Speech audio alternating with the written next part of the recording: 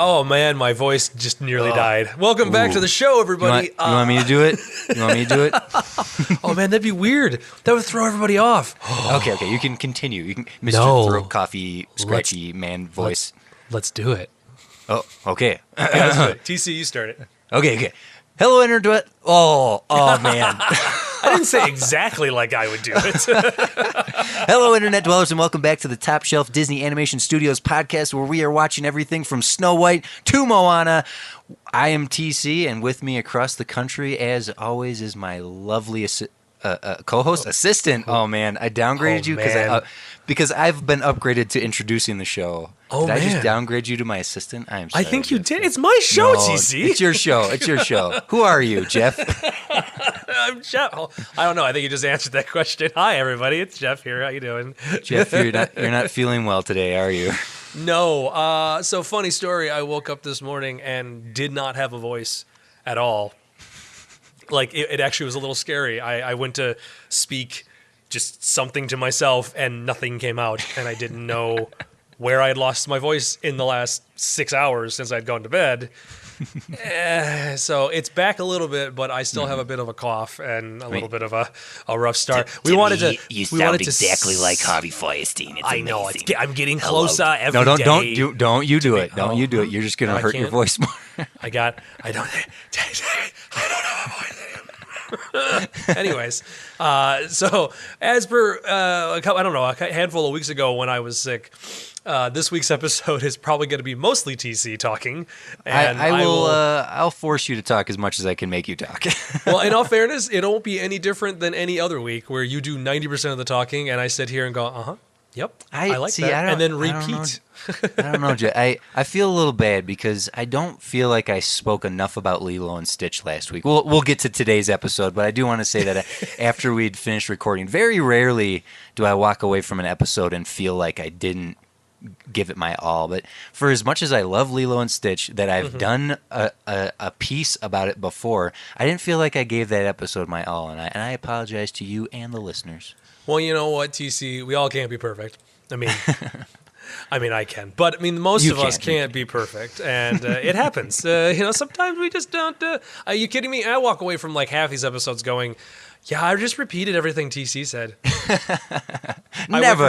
I wait for him to say something good, and then I go, "Yeah, I'm going to say that same thing." So exactly what you just said, except I don't know. More of this is kind of thrown in there just to make it sound like I am coming up with my own original content. Well, behind every great movie critic is a great Jeff.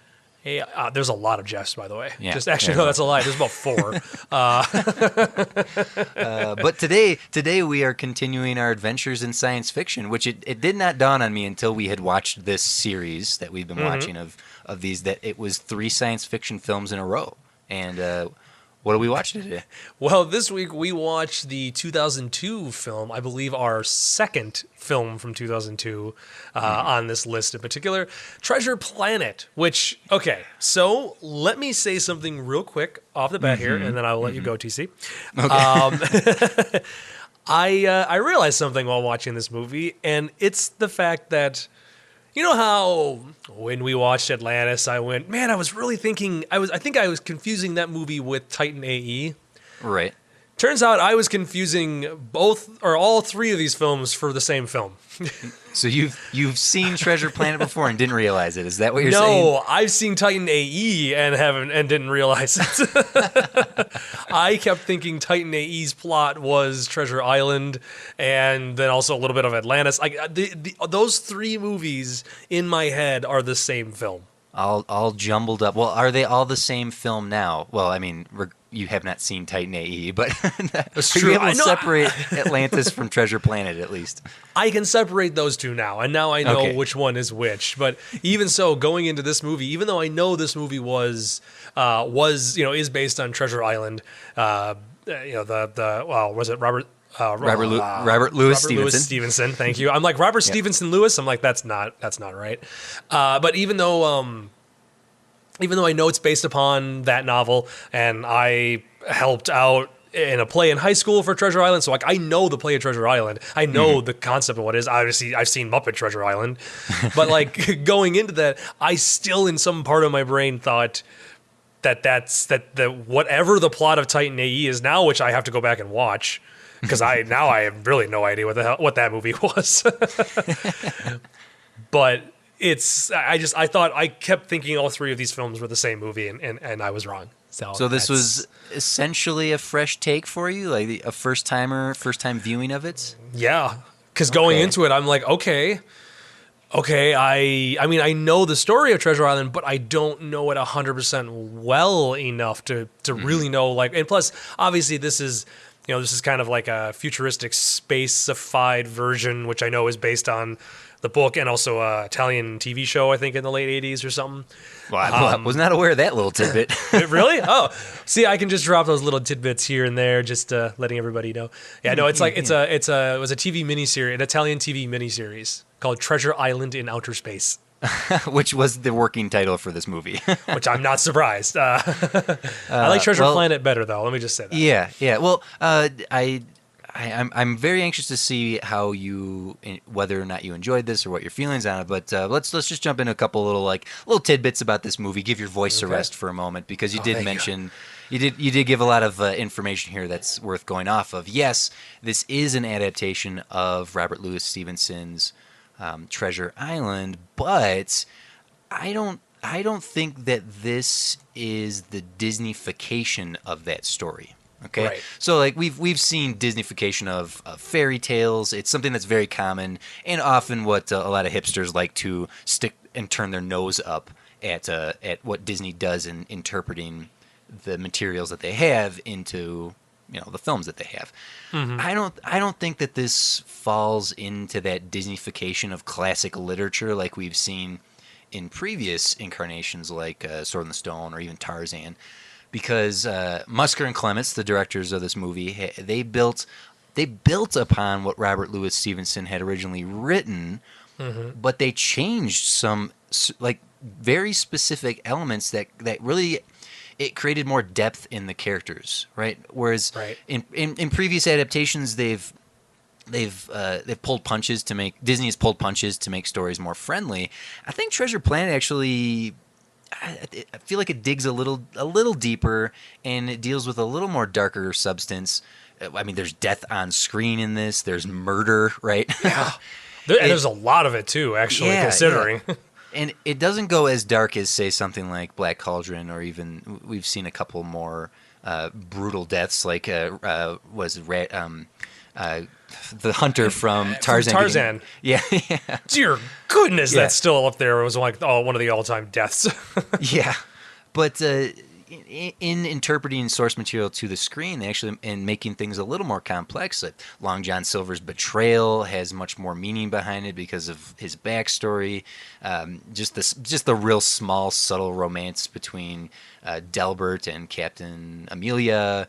And but the most impressive thing to me that they did was that they took Jim Hawkins, who in the book, he's a perfectly fine hero on a hero's journey. He's Treasure Island is one of the most classic pieces of young literature ever written, and they tweaked Jim ever so much to make him a little more complex of a young hero in dealing with a lot of abandonment issues to be to be very upfront. And I appreciate that about what they did. So, Jeff, I got some good news for you. Okay, we have a Katzenberg corner for this movie. It has become a thing again. Hashtag package films. Man, at this point, I feel like we've almost had more Katzenberg corner moments than we had hashtag package films. Is that true? I think we have, because he was responsible for some for all the Renaissance. He hasn't been with the company since 1994. But the effects of his time have rippled past, which I believe we foreshadowed by saying there is more of his handiwork to come, and this in particular is, I mean, this might be the very, very last Katzenberg thing we have to deal with. You said that before. I have said that before, but if memory serves me, this will fall. This will be it. Okay, so let me give you a little history lesson, Jeff, if you don't mind. Go ahead. So Musker and Clements were the directors of Treasure Planet. They had also directed a few other films we've seen throughout the past couple decades. They started on the animation team for Black Cauldron. Okay, so if you might remember, Jeff, Black Cauldron didn't do so well, Right. due in large part to the meddling of Jeffrey Katzenberg. But that's an aside that comes back very poetically by the end of this little Katzenberg corner moment here. Musker and Clements started on Black Cauldron, and I'm going off. I'm doing. I have a couple of little notes here, but I'm going to go off mostly memory here. Okay. Do you remember the Gong Show that Eisner and Katzenberg used to do? Yes. All right. So for those who might not have listened to previous episodes, when Katzenberg and Eisner came over to Disney Animation and took over, they had come from Paramount. They had come from the Hollywood system, and they changed how the Disney Animation studios were run. One of the things they like to do is they had anyone and everyone who worked in the animation studios to pitch movies. And Musker and Clements had pitched a couple of movies. Treasure Island in Space was their dream project. Way back in the early 90s, late 80s, early 90s, that's what they wanted to do. They had come off of Black Cauldron. They had a little bit of cred to their name, and they wanted to do Treasure Island in space. But there was no interest in it. In fact, they had pitched Little Mermaid, which they've been told no fairy tales, but Little Mermaid was such a great pitch that they're like, no, wait, let's do Little Mermaid. But they also had a little bit of cred because they had directed The Great Mouse Detective. And then Katzenberg liked what they did there because that was a financial success. He continued to say, no, pirates in space, stop pitching that. And you know what you should do? Do Little Mermaid. So then they did Little Mermaid, and then that was a success. And then they did Aladdin, and that was a massive success. And then they did Hercules, and that did fine. But for 5 movies, these guys did everything that they were told. They fell in line again and again and again. And just before Katzenberg left Disney, he gave them the green light to go into development for Treasure Island in Space. Oh, man. It was one of the last things because they had proven, Musker and Clements had proven to be good soldiers. They had proven they were capable of making good movies. They were capable of making so-so movies if you want to go off of Hercules finances. Mm-hmm. But they were given the go-ahead on Treasure Island, or Treasure Island in Space, to Treasure Planet, and then they began production on it. This was their dream production, and there's more to come from this, but that was the end of Katzenberg's. That was like the last decision he made was to greenlight this movie, and now we can discuss whether that was a good idea or not. Jeff, I have a little more history about this film, and we can get into it. But for the most part, I'm wondering how you felt about this movie.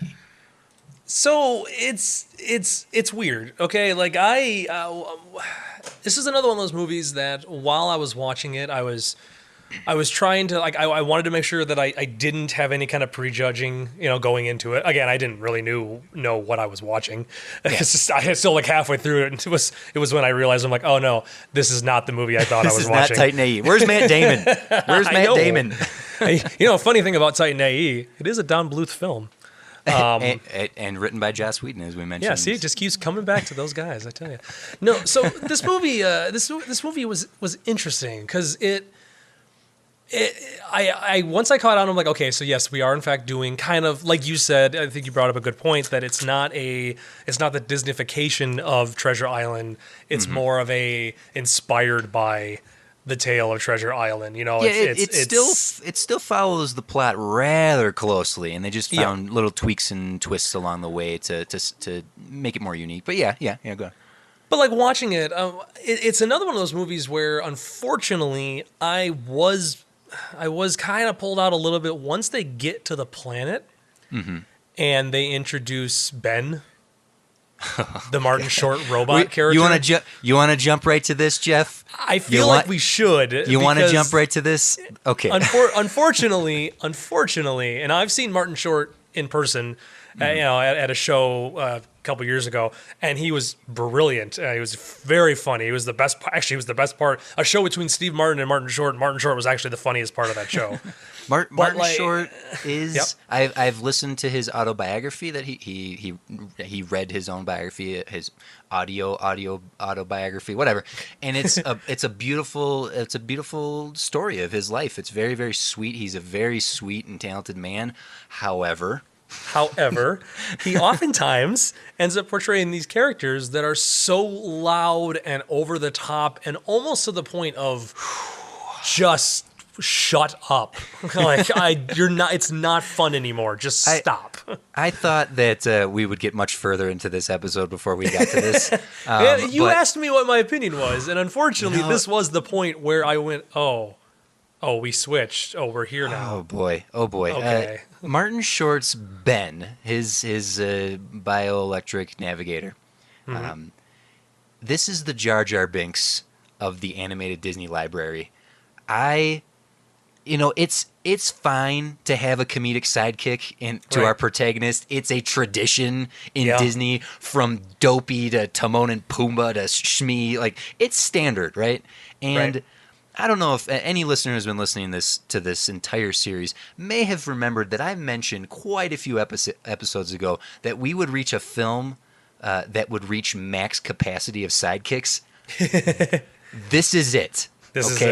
There are too many sidekicks in this movie, okay? We've had sidekicks that don't work before, and we've had sidekicks voiced by 80s comedians that don't quite work, but this is the worst. Okay? I'm even putting him above Jason Alexander's gargoyle from Hunchback of Notre Dame. You know what? I'm okay with that, actually. Because as annoying as Jason Alexander's gargoyle is in Hunchback, and anyone who listened to that episode knows my feelings, he at least was plot contextual, and though Ben is just a deus ex machina, literally, he's a machine, and he pushes the plot to its next points, because it's just, how do we get to this next thing? Oh, I got a back door right here! Yep. Right? Yep. His introduction is an hour into the film, and that may have worked, but we had already been suffering through the comedic sidekicks of Morph and Dilberts. And Well, like, first off, they introduced him an hour into the movie of a 90-minute movie. Right. You're literally introducing the character that is going to finish the plot with less than 20 minutes of the film left. Because it had a 95 minutes long, at least 10 minutes of that is credits. So you have 20 minutes of the movie left, and it's, here's this new character, by the way. Really? Like, what? The comedy in this movie misses pretty much 75% of the time. Yeah. And one tiny little tweak that I could make to this existing movie, and I'll play a little fan theory here, or a little fan fiction here. Okay. If Ben had been a dark character, not a villain, but like a danger, in that instead of being like, "Oh, I'm so happy to see you," like this over the top, nails on chalkboard annoying sidekick, if he had been this lost his mind dark character, which is a little more consistent to what's in the actual book, as opposed to introducing this silly sidekick, introducing someone who is helpful but also a danger, would have just been much more consistent to the overall tone of this movie, which is, it's an adventure film. We are still playing in the adventure realm, but it's a darker film. Right, and that tone though, I mean, and this comes back to what we've discussed numerous times before on this podcast with certain films. It's the tonal inconsistency of a movie itself. This film falls in line with, and honestly, I think this is why Ben was so just annoying to me, was because we, like you said, we spend the first hour, in my opinion, in a very different movie. Yeah. Seriously, There's Martin Short's humor. character changes the entire tone of this film. Yeah, because I'm like, the movie is kind of dark. I mean, yes, the David Hyde Pierce character. I'm spacing on all the actual characters. Delbert. He is the comic relief of, I don't know what, the first like 20 minutes of the movie. Then he kind of just disappears for a while when we focus on Jim and Long John Silver. Is it Long John Silver? Is that the appropriate name for him? It's just John Silver, isn't it? John Silver. Yeah. But like, so like it kind of turns and it goes a little dark. like darker, which I would have been fine with just having Delbert pop back up every once in a while as a momentary, just kind of, just to break the tension or, to just kind of ease the audience. But when he goes away, it becomes a dark film. And then Ben shows up and then it goes, oh, that's right, we're in a wacky comedy again. Yeah. Delbert's comedy is fine, but I don't like there's when he talks to the flatulent guy, Yes. like that's okay, haha, fart joke. But The Star Trek reference? The Star Trek. Dang it, Jim! I'm a doctor. Well, I'm a doctor, but not. And I think that might have been more delivery than the written line. The "Go Delbert, go Delbert." Like I didn't like that. It all felt. It wasn't the right kind of comedy for everything else that was consistent in this film, right? I felt like the comedy overall just didn't work. But Delbert was fine. Like it was in that realm of something like Danny DeVito's character Phil in Hercules. Like, okay, those jokes, those are fine jokes. Maybe in a different mood, I would chuckle at a few of those. Mm-hmm. But as soon as Ben enters, and we don't have to spend too much more time talking about how insufferable this character is. But it does say a lot about, for everything that this film has going for itself, that one character really drags it down in all the wrong ways. Yep. And it almost to the point where, like, I just kept rolling my eyes, unfortunately. Which, in all fairness, I kind of rolled my eyes and groaned on almost all of the jokes in this film. Mm-hmm. Unfortunately, again, the Star Trek line. There's a line when they're in the treasure room at the end when they're trying to like scoop up all the treasure. Somebody goes, "I think you're gonna need a bigger boat." And I went, "Oh, really? A Jaws reference now? That's what we're doing?" Like, it doesn't. The one moment that I legitimately laughed and I thought, okay, that was kind of funny. It was Morph, and it was right after Jim had encountered the spider crabby looking thing, which was a little creepy.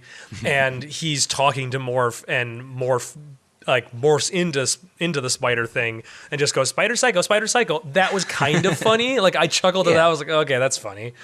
But that was also early on with Morph. Morph kind of just he's a relatively cute sidekick. I like Morph. I think he's fine. But for the most part, why I say this is max capacity of sidekicks is because all the sidekicks in this movie, none of them are really great sidekicks. Delbert's fine, but he has a lot of jokes that misfire. Morph is fine, but there's also a little too much of him. Ben is the worst. Yes. Yes. But let's look at some other aspects of this movie. Once again, it seems to go without saying, but it is worth saying. This movie is freaking beautiful. Oh yes, it's beautiful to look at when the camera isn't doing weird move throughs inside certain locations. Because unfortunately, the CGI in my eye was a little too much in times because most of the background is CGI. I think they might have done some of the deep canvas stuff that we've talked about, like on Tarzan and all that. Oh yeah. This movie used deep canvas in over 80% of the entire film. Anytime they were outside on the ship, they were using the deep canvas technique. And if those not familiar with what the deep canvas technique is, it is a CG created environment that then background animators paint onto, and then 2D animators animate onto, and then on top of that, they would embellish things with CGI. So a character like John Silver is a mix of 2D animation, hand-drawn, with CG animation thrown on top of him, and then flattened to 2D to put him on the deep canvas. So the techniques used in blending all of these is very ambitious. It's got the most complex color palettes. The only other movie that had a more complex color palette was Fantasia 2000, and it's also the reason this movie was a financial failure, because it was so expensive to do all that. And again, it's one of those things where it's obviously it's a product of the time. we're still kind of coming. We're at this point we're in 2002, so we're still what you could argue as the early days of CG animated films. Coming off of like Dinosaur, where the characters were entirely CG. Right, Yeah, the CG looks a lot better in this film, but I still I was detached a couple times from the big sweeping moves. Not all the time, not all of them. Actually, and I think what most of them were it's the camera moves inside the cabins. Oh yes, threw me off a little bit. The little chase sequences where they would run. Yeah, they did it like at least twice where it was like, oh god, I'm getting a little nauseous here. Right, but I mean, I will still agree. Like the animation is done, like the actual 2D animation's done brilliantly. Even the whole climactic scene where the planet's basically imploding on itself. Yeah, that very well done. Looks very pretty, very gorgeous, and would have been a nightmare to have done by hand. I'm sure of it. Yeah, So the blending of the CG in here when it really works is on I'll compliment Ben, because Ben was an entirely CGI character animated to be 2D to work on the deep canvas, and so there's a little credit to him as a character. And John Silver's cyborg mechanisms were all CGI, and that was really impressively done as well. Oh yeah, because those were done so well, you kind of didn't realize they were CG. Like Ben, watching Ben, man, I should probably go back and watch that again. I still got the movie for another day. 72 hours, Amazon Prime, baby. I had to pay money for this movie. So sorry, that sounds so negative. I don't know what you're talking about. No, watching Ben, you kind of don't realize that he's a CG character because they got him to look like 2D very well. Right. And in the past, with like a lot of these films, Emperor's New Groove, going all the way back to like Beauty and the Beast and Aladdin, obviously they use the CG for the vehicles and the things that that were too hard or too difficult to draw by hand. But it still kind of always looked a little different. It was always not quite like that's obviously CG. It's trying to look 2D. It stands out. Yeah. But Ben doesn't do that, and that's a credit to the filmmakers of it. Yeah, to the animation, and honestly, the character designs of this film are very neat. They're very unique, and once again, it's not it doesn't much like a lot of the design of Atlantis and even Lilo and Stitch. Those movies don't inherently jump out looking like Disney movies. There's certainly elements. I think I said Milo and Kida were very Disney looking, but when you look at the supporting cast of characters and the environments and the vehicles in Atlantis, they don't look like many of the other Disney movies. And Treasure Planet has a very unique look as well. Maybe some of the creature designs there's hundreds of creature designs in this movie because they designed every character in the crowds, which is, again, great job, guys. Also made this movie really expensive. But don't cut corners because then you get cool-looking things. So it's this weird double-edged sword. But even Jim himself doesn't have the traditional Disney eyes, right? Mm-hmm. He has a unique quality in his facial structure. And it's weird because so many of the shots are like straight on. And it goes for his mom, too.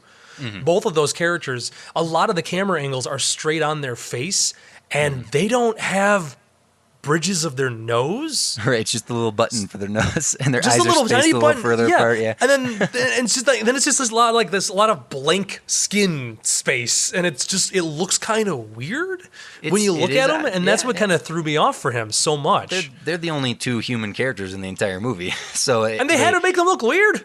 I mean, they have to make them look weird. I don't know. Yeah. I'm hearing you be a little more negative towards their design. I'm being a little more positive towards their design. But that's fine. This is the movie where we disagree on, TC. That's okay. I think that that the complexity of the relationship between antagonist and protagonist is something that I don't feel like we've ever seen before. That hero and villain aren't like Silver, which is a complaint from one of our listeners on the Facebook page.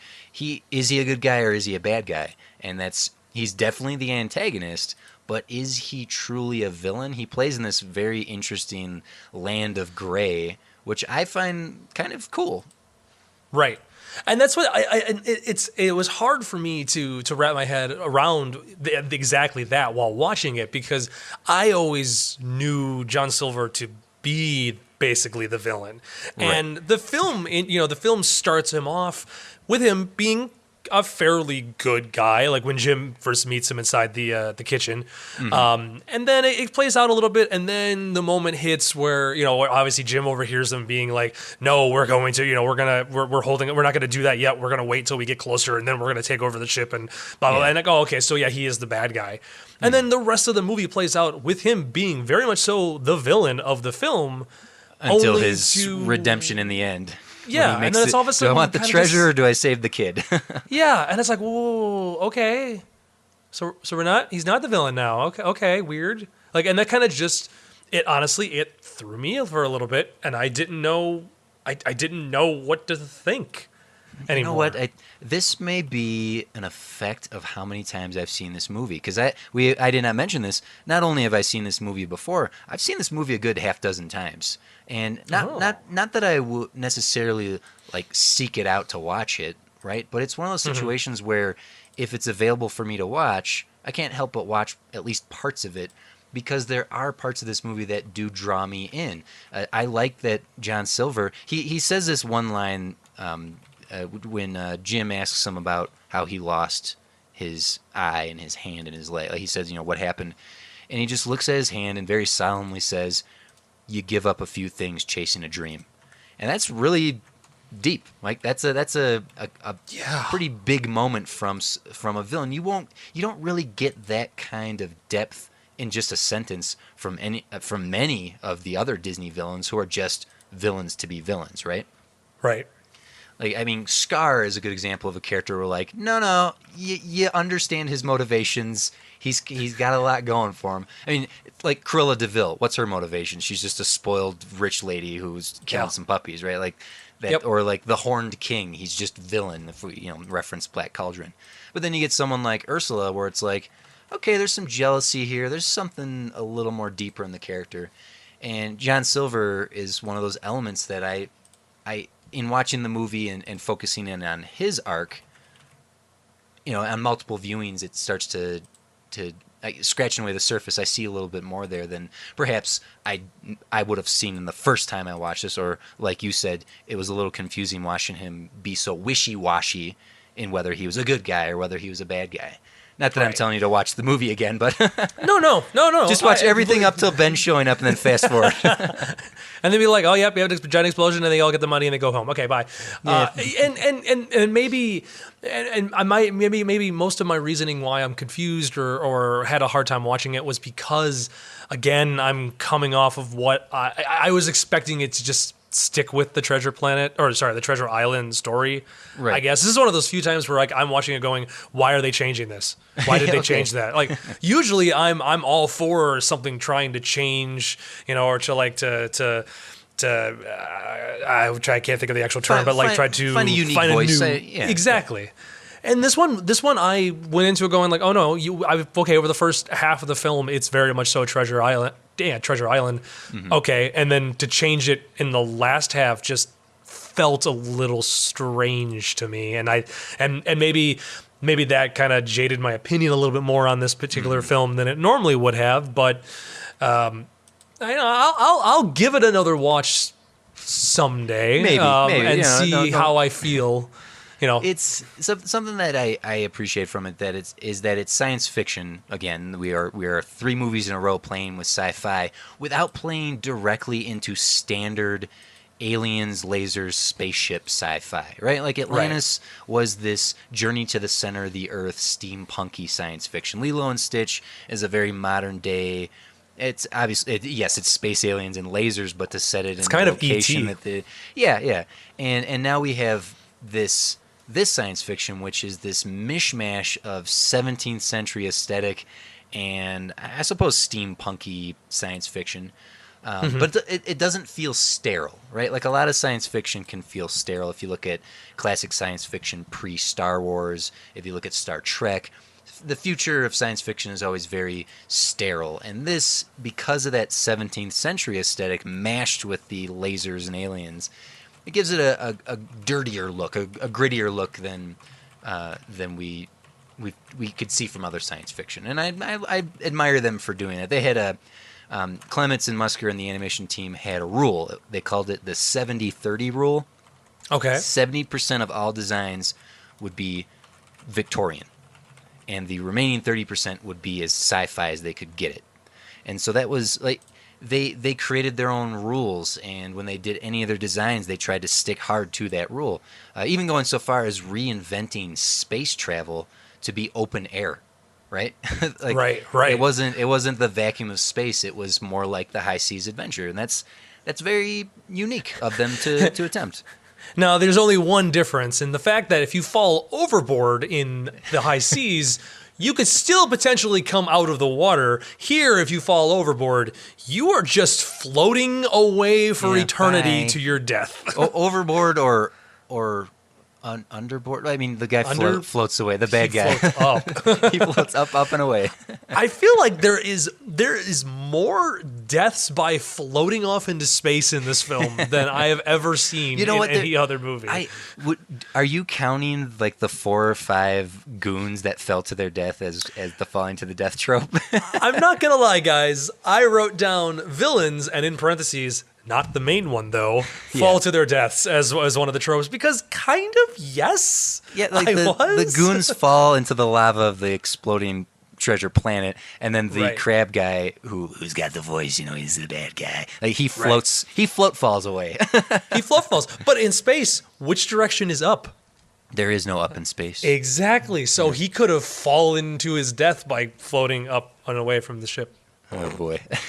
Also, is this the type of space that you would freeze or explode out in space? Or no, it doesn't. It does not appear to be. Okay, so they are literally just floating until they starve to death. Yep, that's or fall, get sucked into a black hole, I suppose. That is terrifying. I would rather explode after a minute. You know what? They establish all their rules in this film and the tone of this film and the style of this film right in the opening prologue. You get the prologue exposition that's actually a book being read by little Jim. You get his desire to go off an adventure, but you get the space ships, right? The space sea ships, and everything is established right in that first 3 minutes, and that's pretty well done in terms of scripts. And in fact, exposition done right. That's what that is. The prologue is exposition handled correctly. Exposition a little clunkily is like when Delbert and Sarah are talking about Jim and he's overhearing, and she's kind of just giving his backstory in the past 12 years and her backstory. That's a little clunky. It's just like, oh, you guys didn't want to make this movie like an extra half hour longer. You wanted to get into it, so let's just have that character expel all this exposition. Yeah, which again, it's fine. I think they handle exposition really well in the prologue. It's rather clunky, but just to get the ball going in that little scene between Delbert and Sarah. But something I think that they handled really well was the one musical number in this movie. And it's not a musical number in the traditional characters singing sense. It's the dude from the Goo Goo Dolls singing a song written by B.B. Mac. And you get the montage of essentially the themes of Jim's abandonment issues done to that song. Done to, basically, you could argue a music video. Or it's a 3.5 minute song montage. It's a montage, isn't it? Because is that when John was teaching Jim? Yep. Yeah. It's right. Okay. He's mopping the bucket. He's learning how to tie rope. He's learning how to sail, and you get his backstory about his father abandoning him and not coming back, and how he slowly lost his optimism as a little kid and became a much more jaded rebel that Jim Hawkins has become at essentially the beginning of the movie when this adventure starts. Mm-hmm. And I thought that they handled that well. We've seen this before in Tarzan and Lilo and Stitch has their development montage. So it's becoming this standard of this era of film where the characters aren't singing anymore to see their lives progress through montage. And I like how they handle it. I don't know what you thought of it, because it didn't jump out at me as inconsistent is what I'm saying. Oh, no, and my note was the Goo Goo Dolls song, because I know I can never think of the guy's name, but I just like the Goo Goo Dolls. I know it wasn't, but just yeah. Anyways, my note was just that the Goo Goo Dolls song at 35 minutes is the best part of this movie so far. that was my note halfway through my notes. It's a brilliant showing, not telling. There's no sound. There's maybe a couple sound effects. There's no dialogue. It's all done through the emoting of Jim and John Silver, and even the couple little glimpses we see of Sarah. It's all done that way, and that's pretty expertly handled. Yeah. And I was completely okay with it. It's a fun, catchy song too. Yeah. And I know that song, like I know the song. I never realized it was from Treasure Planet.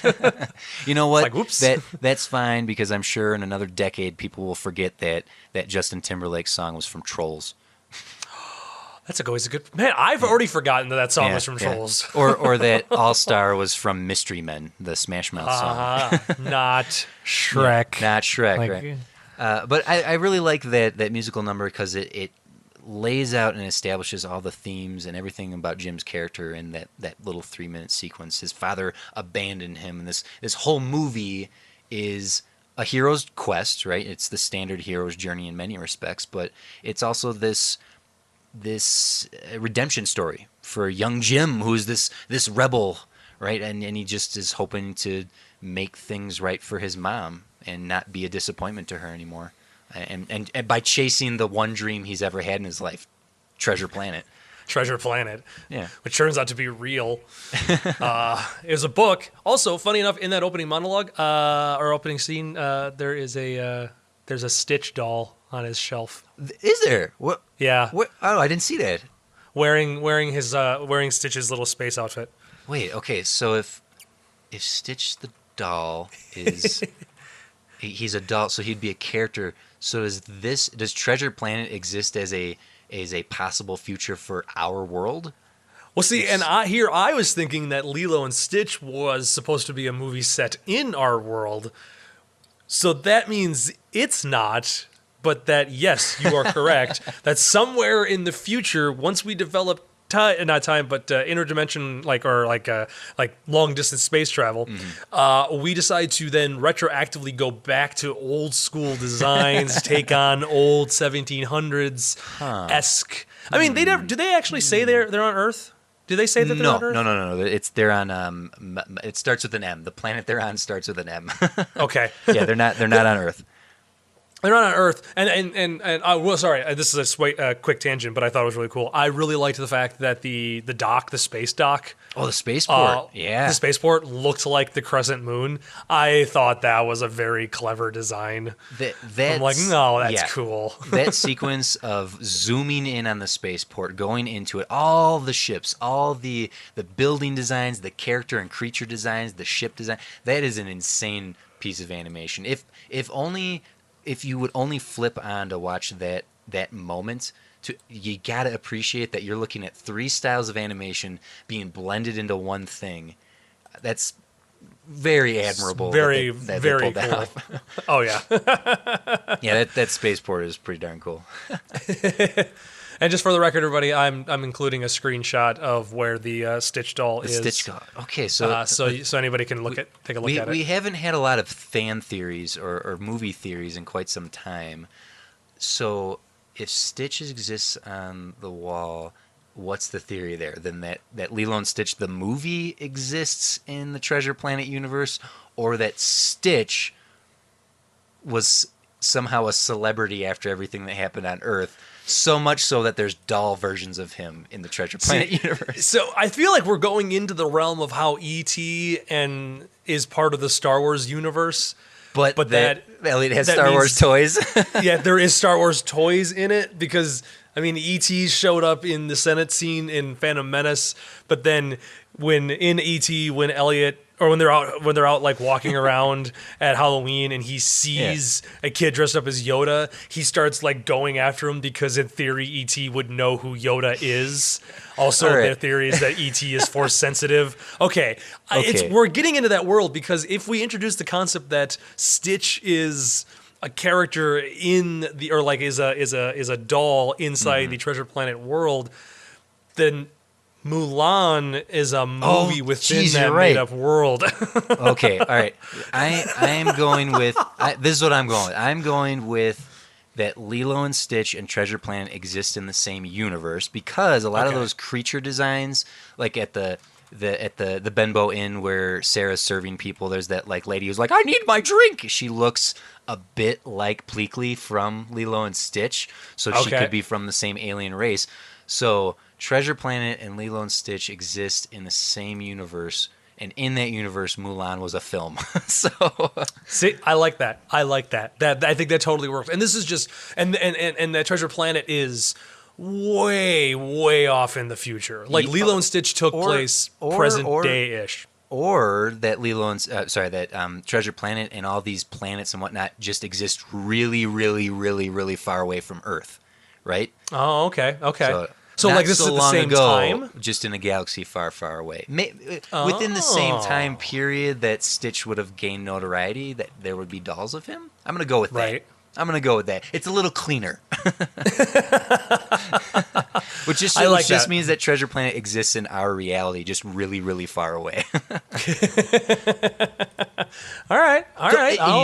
You know what, Jeff? That sells, because if you go by Star Trek logic, there are bipedal humanoids all across the galaxy with just slight tweaks to their ears and noses that make them look slightly different from human beings, which explains the weird bridges of the nose on Sarah and Jim. You're welcome. Oh my. Nailed it. All right. Okay, fine. Okay. Okay, I'll take it. Let's go elsewhere in here. James Newton Howard's score. Mwah. Very well done. Very good kind of that the correct mix between action and, again, kind of going back to a little more of like the swashbuckling-esque tone to it. Very high seas adventure. I love it. I forgot he had done the score for this, so when I was looking at the credits and his name came up, I was like, oh, great. Yeah. And of course the two Goo Goo Dolls BB Max songs that are in here. That's right. Oh, man. So, but speaking of high seas adventures, the treatment was written by this. You had mentioned this, I think, last week, that this movie was written by the guys who went on to write Pirates of the Caribbean, Curse of the Black Pearl. Yep. So a couple of the writers, you'd recognize their names because they're the ones that got all the credit for Pirates of the Caribbean, moving forward up until the most recent one. But it's Ted Elliott and Terry Rossio. It's those two guys. They're two of the four writers that worked on this film. Okay. I don't know exactly how that happened. I can see their style. I can see hints of their style just in John Silver alone being this shades of gray bad guy, much like Barbossa is a shades of gray bad guy in Curse of the Black Pearl. Or I guess, yes, Johnny Depp's Jack Sparrow is playing in shades of gray, but he's more neutral good than he's chaotic good, if I may be so bold and nerdy. Okay, you nerd. Hey, get out of here. So yeah, it does have a little bit of their style, and you can kind of see that because they went on after this movie, they went on to do like one or two little things. What am I saying? Actually, their next film was Pirates of the Caribbean. So they upgraded nicely to a from one of the biggest financial failures in Disney history to one of the biggest financial successes of Disney history. Right, and now the funny thing is about this though is that they actually worked on Aladdin. Oh, were they? There's some of the writers that worked on Aladdin. Interesting. Okay, so they definitely have a good sense of adventure storytelling. Right. Yep. Nice. So they had done, so just a little bit of who they are. They did Aladdin. They did Men in Black, uncredited though. But they also did The Mask of Zorro. Oh, great! The first one, Antonio Banderas. Martin Campbell directed it. Great stuff. Yeah. They also did The Road to El Dorado. You know, someone messaged me about Road to El Dorado just to pick up a Twitter page real quick. Someone had asked how we felt about that movie. I'd only ever seen it once. Wait, David Hyde Pierce is in that movie. Huh. Anyway, when it came out, I was in the mindset of if it's not Disney, it ain't good. So It might be one of those movies that I should go back and check out. But interesting, even more so now that knowing that they were involved in the story. Yeah. And you're going to hate me, but they also helped write Shrek. God. I was debating whether I should tell you that, but I'm like, someone's gonna do it in the comments. I also hold on a second. Who tweeted at me the Road to El Dorado one? Hold on a second. Sarah M was the person who tweeted at me about Road to El Dorado. Dig Hi Ho asked me a Shrek question a couple weeks ago that I couldn't find any context for. So, hey Dig, I'm gonna bring it up now. I can admit that there are parts of Shrek that are good. I can see, if I just look at the first Shrek by itself, yes, I will admit there are some neat things in it. But when you take that franchise as a whole, it's like the Pirates of the Caribbean franchise, Jeff. The more you offer, the worse it gets. Yes. If you had just left it the one, or I'm not going to go on a Pirates of the Caribbean tangent, but I do have I've told you how I would have fixed it, but I can admit that yes, Dig, fine. Shrek has its moments. And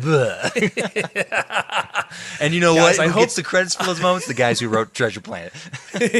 Guys, I hope you all know what you just made TC do. I mean, he just pulled from the depths of his being to say dirty. that. Yeah, he's gonna have to go take a shower, like right now. It's okay though, TC, because with the Pirates of the Caribbean film, the fifth one, there's a really good fan theory online that is actually not Captain Jack Sparrow. Okay, so well, we're gonna move on. We'll talk about that later. We'll talk about that one later because it's a very good theory and I enjoyed it. And I'm not gonna tell any of you out there, so you'll have to find it yourself. Actually, since we were kind of briefly on theories a little bit before we moved on and around, there is one theory that I stumbled across briefly. I won't go into too much of it because it's a long Reddit theory. Of course, it's a Reddit theory. But basically, it says, of course, that Jim's father worked as a member of Flint's Pirates. Oh, okay. Looking for the treasure planet, which is how Jim knew how to solve the puzzle globe so easily. And in Jim's room, there's like hand drawing maps of what Treasure Planet looks like, and there's a couple like wooden robotic looking figures that kind of look like Ned. Ben.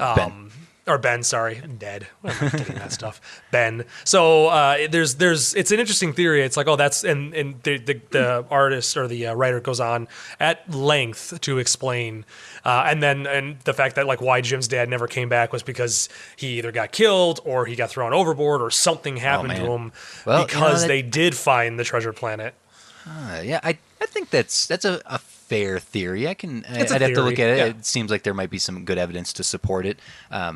I like that idea of the reason Jim has the chip on his shoulder is because he's dealing with those abandonment issues. To imagine that his dad was actually a pirate the whole time. You know what, Jeff? I'm gonna go with this theory just on the simple fact that Will Turner was so against pirates, but his dad ended up being a pirate. Since we're dealing with the same writers, I think the theory holds water. I wouldn't be surprised if I would have to agree. That theory floats. It floats your boat, does it? Yeah, it does. It does float my boat.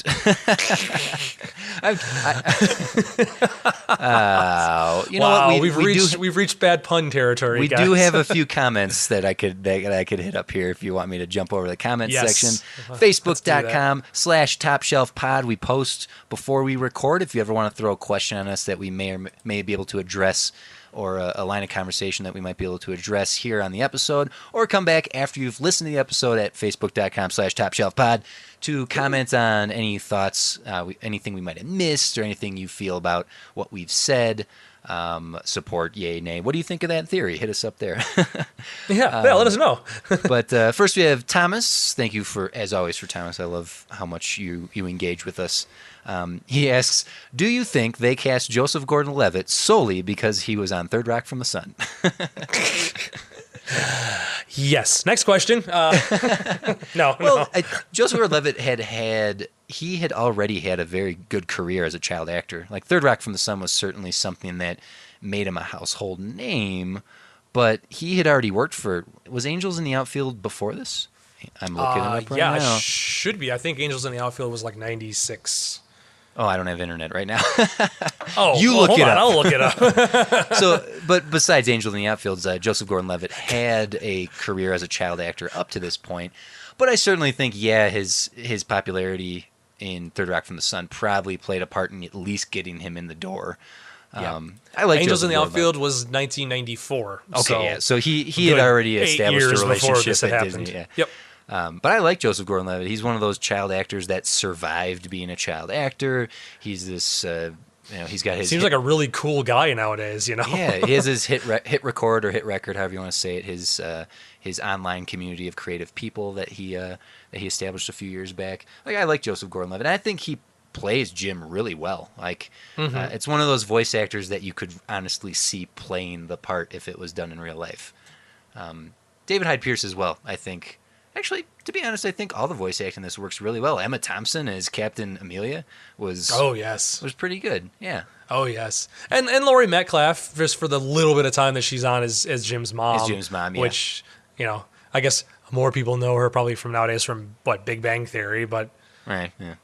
it's Roseanne's sister. Come on, people, it's Yeah. Roseanne's sister. That's who I know her It's as. Jackie. It's Jackie from Roseanne. It's Jackie. Yeah. It's Aunt Jackie, who ironically Joseph Gordon-Levitt was on Roseanne for a handful of episodes. Well, how do you like that? They must have the same agent. That's what I'm just going to I think they probably do. That's the only thing I can think of. Andrea comments. Andrea, thank you for listening and commenting. She says, I watched this one recently and had never seen it before. Oh, first timer. Ooh, fantastic. And she says, I wasn't really a big fan of this movie. Oh, okay. I wasn't a fan of John Silver and the fact that we didn't know if he was a good guy or a bad guy. Okay, we had discussed this. And I also was not a fan of the colonial vibe in space. It was strange. I wish Disney had just stuck to the original story of Treasure Island and done it well. That is a pretty good point that I wonder, Jeff, do you think that this movie would have worked if they had just straight up adapted Treasure Island? So, my theory on that is, for when it came out, no. If it had come out 2.5 years later, yes.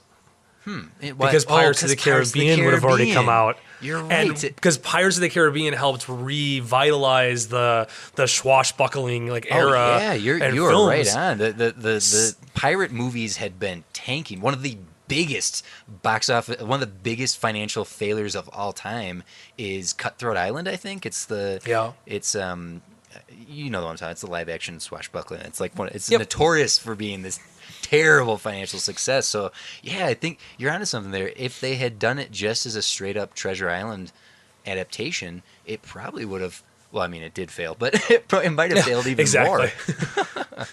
Because and why we're getting all these sci-fi films, and I was kind of doing some thinking about this.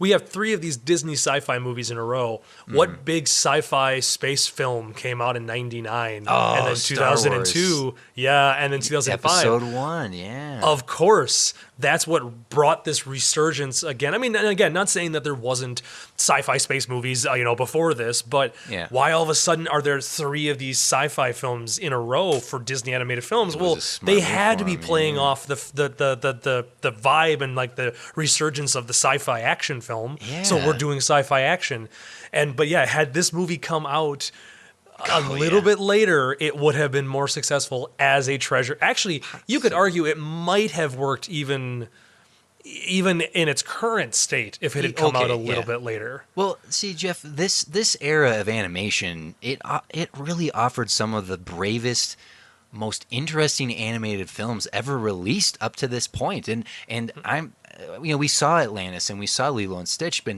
I'm not just impressed by Disney's willingness to take chances on something like Atlantis and Lilo and Stitch, but Treasure Planet came out the same time as some other really subversive animated films that weren't standard animated films. Chicken Run, Iron Giant, which we mentioned last week, is one of the greatest animated movies. Bugs Life and Pixar were setting their standard at this point with Monsters Inc. just like right on the horizon. So we're in this era of really bold chances being taken, and I think Treasure Planet was doomed to fail from the beginning. No, honestly, Jeff, this movie came out in the winter. This is a summer movie. This is a summer movie, and they released it. Jeff, they released this movie against Harry Potter and the Sorcerer's Stone. And the Santa Claus 2. Did that also come out at the same time? Yes, yep. And I'm not going to lie, guys. I went and saw Santa Claus 2 in theaters, actually. I remember seeing Santa Claus 2 in theaters as well. But I didn't see this movie. I saw that movie instead. That is not... Why did they didn't advertise for this movie? Right? There was no... We talked about the successful advertising of Lilo and Stitch, and they were advertising that movie 6 months and more before Treasure Planet before Lilo and Stitch ever came out. With Treasure Planet, they did 2 trailers. One of them spoiled the whole thing. They had some toys through a McDonald's deal or maybe Burger King, but they didn't trust that this movie would do any good. Katzenberg hadn't been with the country since the 90s, right? So they didn't have him there. They had gone through, I think, 2 other heads of animation up to this point.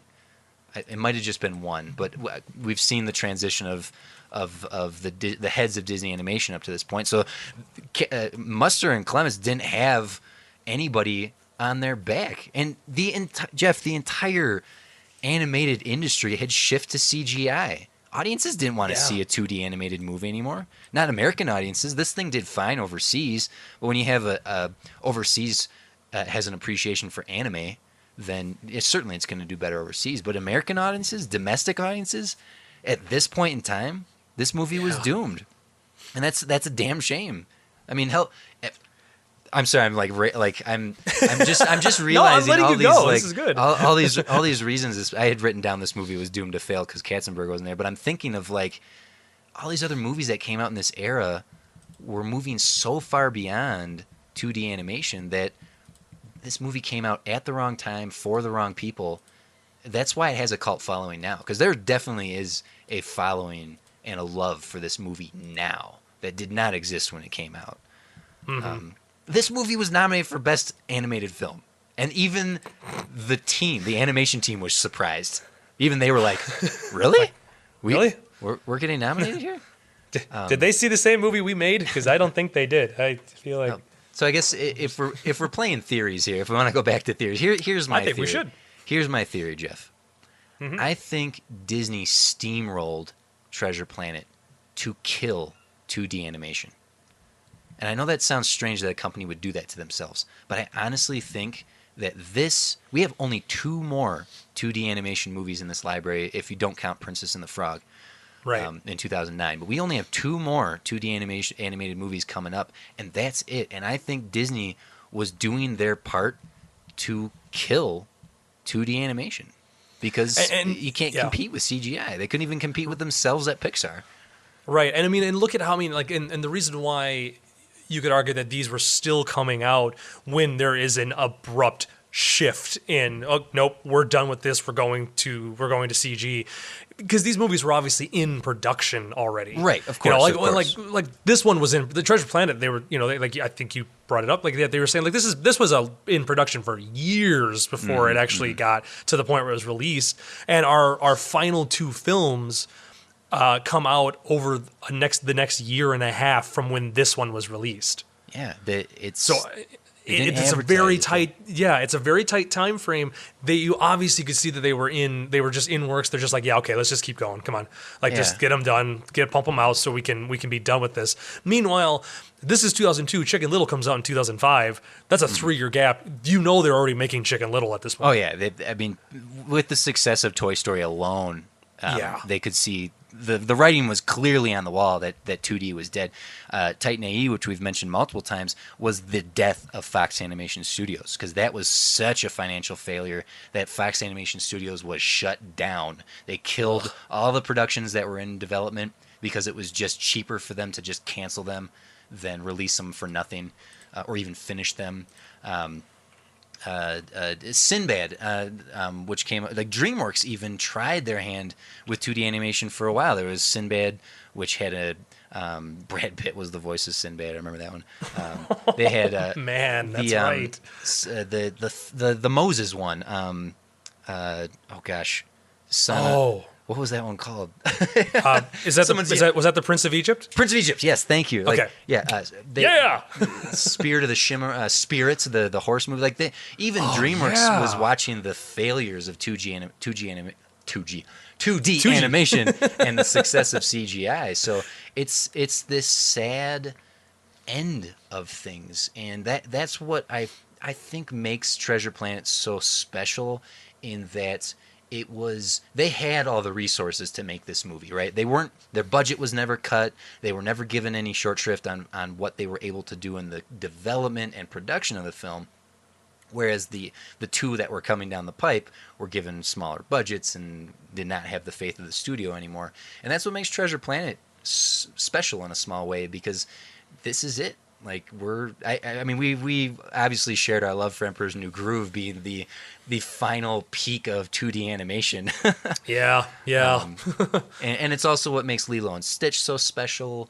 And yeah, it's a little sad, to tell you the truth. It's sad, and I'm really curious to see these next two, because these next two I've never seen. The next two movies on our list, and I know we're kind of I feel like we're wrapping up the episode. Am I wrong out of saying that? Is this? How do you feel about that? Of all the movies we've watched so far, No! I was can't- going to try to distract you. we can't wrap it up without answering That's the true. question everyone wants to know, which is where does this movie rank in the 3 movies we've watched so far for this set of 10 numbers? Curse you! I was trying to like distract you because you opened the show. I was hoping to switch places with you. You can do the sign off. I'm gonna so mess that up. in so many ways. I beat you to the punch on the ranking because you had said like we're wrapping up here, and like we can't wrap it up without at least That's placing true. this. Just on the off chance you might be a new listener, what we've been doing is watching all these movies in sets of 10 and ranking them 1 through 10, so as not to go through the headache of trying to rank 1 through 56. It's a lot of movies. So it's a currently, lot of movies. we are in our new set of 10, which has only had Lilo and Stitch. Or we started with Atlantis, The Lost Kingdom, Lilo and Stitch, and now Treasure Planet here. Now, Jeff, I am curious where this will land, because I don't really remember how you overall felt about Atlantis. So I don't know where you're going on this. I don't know where you're going. I was gonna say, and I feel like our opinions of Atlantis were just, well, this one has to be 1 because it's the first one on our list of 10. So there you go, guys. Yeah. This, So when it comes down to it, despite any of the negative comments or reaction that that at least I will not speak for TC, but at least that I have stated in this episode, I am putting this at my number 2. Okay. Because honestly, it was still a little more enjoyable than Atlantis. I'm not saying like, oh, it's leaps and bounds beyond Atlantis. Atlantis wasn't that great of a film when looking back on it for me right now. Yeah. And as of this moment, I probably would put Treasure Planet on beforehand. Again, despite the fact that Martin Short in the last 20 minutes is loud and obnoxious. What I'm hearing you say, Jeff, is we're going to make a fan edit of this where you voice Ben and we rewrite his dialogue to be less annoying. I think we should do that. As Okay. well as make a fan edit that combines Titan AE, Atlantis, and Oh, as just man. one movie to make man. the movie that I thought I was watching. So you're putting it at your number 2. Okay, so that puts. I'm gonna put it at my that's number two. 2. It's honestly Atlantis and it right now are very close to one another. In my head, they're not super far apart from one another. Lilo and Stitch is still way better than both of these last 2 films, at least for me. So number 2. There you go. Booyah. Well, oftentimes when we do rank these movies, it does come down to just those like minor little things that put something over another. I love Mike Mignola's artwork and the fact that they used his his design for the art direction in Atlantis. Obviously, I have a very special place in my heart for Michael J. Fox. And I love the Jules Verne adventure that Atlantis goes on. But when it comes down to it, Treasure Planet, especially now that I've seen it at least 6 times, and I've been able to take away little nuances about it that I may not have seen over the other times I've watched it, there's more to appreciate about Treasure Planet, whether it's the technical achievement of it or the narrative storytelling achievement. And Jim and John Silver's relationship to me is so interesting and so really very, very well explored, right? And even having a line of John Silver, like I wrote this quote down because I find it's a great quote when Jim is at his lowest and he's talking to John, just saying like I don't know what am I gonna do? I screwed up. I got Mr. Arrow killed. Like he feels like a failure. He's at his low point, and even though we know John Silver's a bad guy, he picks him up. He picks Jim up and says, "Look," he says, "you got the makings of greatness in you, but you got to take the helm and charge your own course. Stick to it, no matter the squall. And when the time comes and you really get to test your sails and show what you're made of, I hope I'm there catching some of the light coming off you that day." That's a really beautiful soliloquy. Yeah. Just a really not a soliloquy, a little, just a wonderful sentiment of a mentor who's an antagonist to this lost hero who's a protagonist, and that's really solid writing for all the shortcomings that may come in the third half of this film with Ben. And how I feel that none of the humor really works in this overall film. It's moments like those that make me appreciate this movie for what it really attempted to do. So I am also placing it at my number 2. Oh, fantastic. Yeah, it's not my number 1. Lilo and Stitch. Again, I don't feel like I specified it enough just how special Lilo and Stitch is as a film. But so it's definitely holding that number 1 spot very strongly. Yep, and that's right where I'm at in it. Yeah. I know we obviously there's a couple of movies coming up that I might think differently of, but the gap between 1 and 2 on my list Big. is a lot greater. Is a Yeah. huge gap compared to the gap between 2 and 3. Yeah, I'm right there with you, Jeff. I'm right there. I think if you grew up with this film, maybe go back and give it a rewatch. I know I'm kind of talking about it like I'm on the wrong podcast right now, but it falls into that realm of Goonies or you mentioned Muppet Treasure Island. It even has elements of the 2009 J.J. Abrams Star Trek, which is it's a fast-paced adventure sci-fi film, and Jim's little cloud kicker tailspin move at the beginning is not that different from little Jim Kirk racing the car over the cliff in the 2009 Star Trek. So Yep. I think if you're a fan of those types of movies, this movie's probably right up your alley, and I think if only it was streaming somewhere, you could watch it. Yeah, I know. And I just can't believe it was. Okay, I swear, guys, last week when we were recording the podcast, this thing was available on Netflix and Hulu. I went to go watch it Sunday morning and it's gone. Nowhere. It's gone. And I ended up buying it off of Amazon Prime. I rented it. Rented it, yeah. Because I'm sorry, I'm not going to spend $16 for a movie that I could have thought was Titan AE. And I don't want that. That's not fair. That's no fun. Well, I am curious to hear what the listeners might have to say. Thomas and Andrew, thank you for commenting as well already, but I'm curious to hear what people might have to say, having now heard us discuss the film, or maybe going back and rewatching it, or just being reminded of it themselves. But this movie was such it's the end of an era in terms of its style in a way. But I got in a conversation with one of our listeners, Gene. Gene, thank you for listening. He actually commented about Black Cauldron, in that he really likes the movie, and he remembered we had been pretty hard on it. And I think Black Cauldron kind of falls in the same category as Treasure Planet, maybe Atlantis in a way.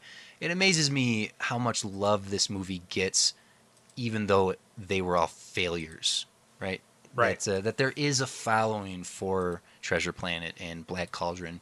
And it's worth mentioning that with Black Cauldron, both Jeff, you and I, we saw the potential in that movie, and that's personally why I was disappointed in it, is that we saw, and the meddling of Mr. Jeffrey Katzenberg and pulling 12 minutes of the movie. And it was this huge wasted opportunity. That's certainly not the same criticism as we're giving Treasure Planet, but so Gene, thank you for listening, and engage me in that conversation. So if you listening right now want to engage Jeff Ryan conversation, you can hit me up on Twitter at TC's Big Head. You can hit up Jeff at Random Bell, or once again, our Facebook, facebook.com/TopShelfPod, where you can comment on any of the episodes you've listened to, as well as Lindsay and Colin's reviews of the Oscar winners, which Yes. I think Hurt Locker is their most recent episode right now. Yep. They are planning on doing more. Trust me. It's just everyone's busy, and Yeah. I'm busy. Life finds a way. Life. Okay, Jeff Goldblum. You just didn't stutter nearly enough as he did. A life finds a way. Yes. That was pretty spot on, right there. Thank you. I hit my microphone. Dono DNA. That's all I can do. I can't do the stupid animated DNA particle. Anyways, Before your voice completely craps out, Jeff, I think It's we can wrap it almost up gone, here. guys. What are we watching next week? all right, everybody. Well, next week we are watching the 2003 film, which I went to Disney Animation Studios in Florida while they were producing this film. So I got to see a bunch of like the sketches and the artists actually animating and painting the cells. Okay. While they were making this movie. Is this? But Okay, I can't remember which one it is, so I'm waiting for you to say it. So this one is the 2003 film Brother Bear. Ah, yes. Okay. All right. Brother Bear, we are... It appears that we'll be getting into a trilogy of animal-based films. We That just is got true. done with That a is trilogy of sci-fi films. Now we're moving on to a trilogy of animal animated films. All right. Well, if you can get a hold of Brother Bear and give it a watch before our discussion, I am curious what people might have to say about this movie. Jeff, you haven't seen it before, so I am curious to hear what you have to say about it. And I myself am curious to go back and watch it because I've only ever seen it once before. So that'll make I think all that being said, we'll have a rather interesting episode next week. It'll be fun. I'm curious to see this movie that I've never seen before. I don't. So yeah, can't wait. It's gonna be fun. With all that being said, Jeff, thank you so much for another great episode. Hey, thanks for taking over control of this week's episode, TC. It's all for the greater good, Jeff. You are for the greater You are my good. partner in crime. You are never my assistant. You are always my partner. Despite the opening of this episode, I was just so flabbergasted because I volunteered to do something I was completely not prepared to do. well, right. and you gave me the option to Yep. do the end credit thing. Yep. I cannot do it, so TC, please go ahead No, and do okay. it for us. With all that, this has been a podcast. We have been the people you've been listening to, and this is a sign off. Yeah, that's it. That's it, buddy. That's it, buddy. I could have sworn I See- heard your fingers clacking like you were writing it down. You know, I should have been writing it down. It's not like I have 43 episodes I could go back to and listen to the end bit. Honestly, I don't That'd know be if too I've done easy. it the same way twice. So. This has been a production of Ghost Hat Media, proud member of the Ghost Hat Network. Find them online at www.ghosthat.net. I like the ending.